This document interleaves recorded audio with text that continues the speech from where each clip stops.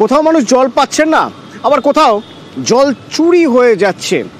আরামবাগ থেকে অভিযোগ আসছিল পিএইচির জল চুরি হচ্ছে। এবার চুরি হয়ে কি হচ্ছে, কেউ চাষে ক্ষেতের কাজের জন্য সেখানে জল দিচ্ছেন, আবার কেউ দেখা যাচ্ছে গরু মহিষ চান করাচ্ছে, কেউ আবার বাড়ির ট্যাঙ্কে রিজার্ভারে সেখানে জল মজুত করে রেখে দিচ্ছে। খবর পেয়ে এবার প্রশাসনের মানুষ গিয়ে প্রশাসনের আধিকারিকরা গেলেন, নির্দেশ দিলেন ওই জলের পাইপগুলো কেটে দেওয়া হোক। যেসব জল চুরি করে করে নেওয়া হয়েছে সেই পাইপগুলো কেটে দেওয়া হোক। কিন্তু শুধু পাইপ কেটে কি এই জল চুরি রোধ করা যাবে? শুভদীপ আমার সঙ্গে রয়েছেন। শুভদীপ, কতগুলো বাড়িতে গিয়ে এভাবে পাইপ কাটবেন আধিকারিকরা? হ্যাঁ, একেবারেই দেখো অতনুদা, যে পিএইচির যে জল সরবরাহ চলছে এই মুহূর্তে, এই কাজে মুখ্যমন্ত্রী ক্ষোভ প্রকাশ করেছেন পিএইচির কাজের অগ্রগতি নিয়ে।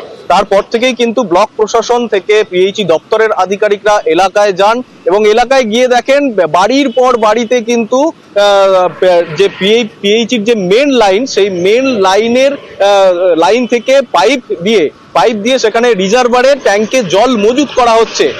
এর ফলে যেটা সমস্যা হচ্ছে, উঁচু যেসব এলাকায় কিন্তু পিএইচির জল গিয়ে পৌঁছাচ্ছে না।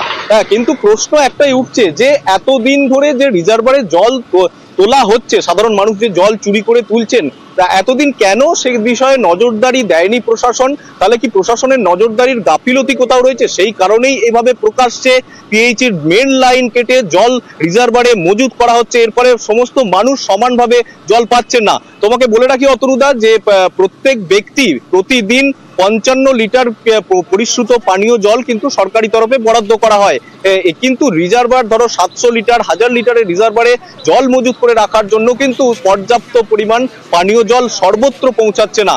তা নিয়েই খতিয়ে দেখছে এই মুহূর্তে পিএইচি দপ্তর এবং পাশাপাশি আরো এবার যেখানে যেখানে দেখা যাচ্ছে বেআইনি ভাবে পিএইচি জল লাইন করে বাড়ি নিয়ে যাওয়া হচ্ছে, সেই সব লাইন কেটে দিচ্ছেন পুরসভার আধিকারিক।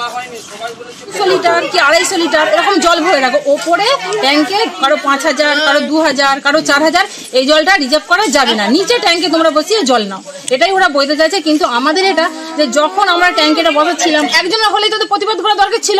আমাদের মতো গরিব মানুষ বা মধ্যবিত্ত যাই হয় না কেন, আমরা যে এত খরচা করে ট্যাঙ্কেটা বসালাম, তাহলে আমাদের উপায়টা কি হবে আগে বলে দিন। ওনারা বললেন যে যতক্ষণ জল আসবে সেই নিচেতে জলটা ধারণ করতে পারবে, বেশি জল উপরে তুলতে পারবেন।